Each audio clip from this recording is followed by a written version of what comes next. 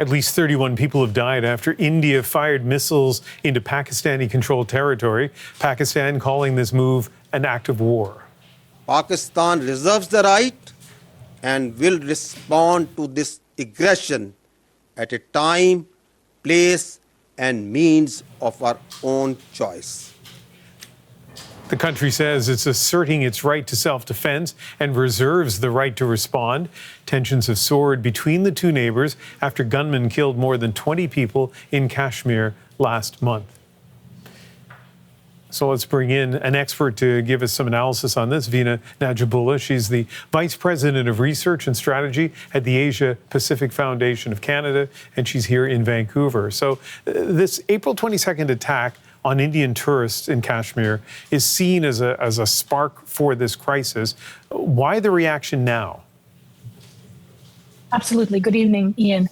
You're absolutely right that the April 22nd attack is the incident that has precipitated the crisis today.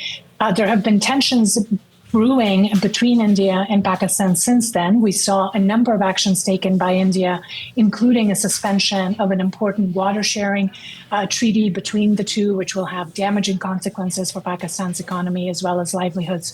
We also saw expulsion of diplomats and suspension of visas. But we knew that a military action was also likely coming because that's what's happened historically when there has been an incident, most recently in 2019. So we were all preparing for a potential military action on the part of India. What happened overnight was, of course, much bigger in scale. And now everybody's waiting for a potential response from Pakistan. But the tension between these two nuclear-armed neighbors is at the highest it's been in decades, and that's really worrisome for everyone in the region, but also globally. Yeah, so let's talk more about that. There are obviously a lot of people in this country that have family and business and other ties to either or both of these countries, India and Pakistan. But more generally for Canada, to what extent should we be concerned here about what's happening so far away? So for those Canadians who have family ties and who have roots in South Asia, and that's about 2.4 million Canadians, so it's a very large number for them, this is deeply personal, and they're, of course, are worried about loved ones and family who might be in harm's way.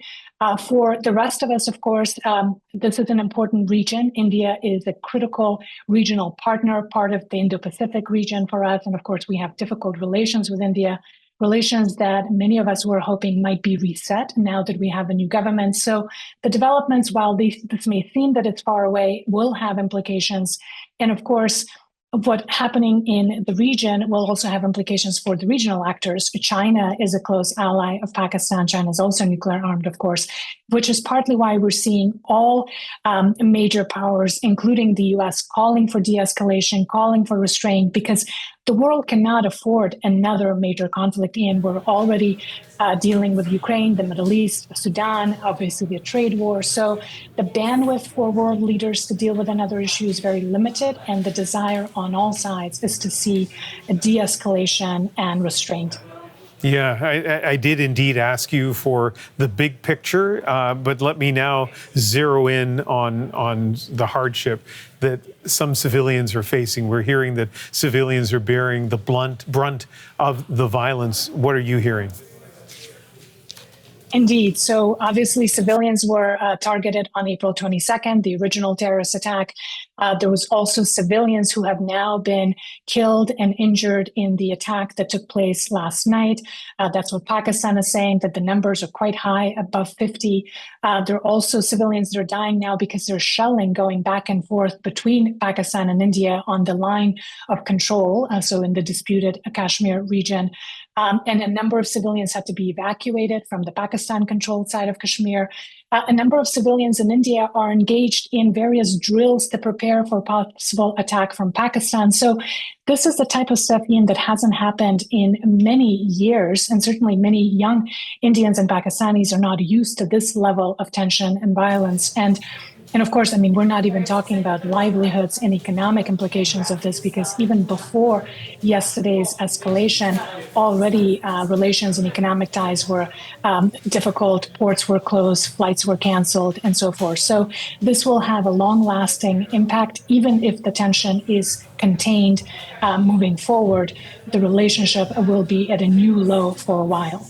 Yeah, an important story, Vina, and thank you very much for your analysis. Thank you. Vina Nadjibulla is the Vice President of Research and Strategy at the Asia Pacific Foundation of Canada.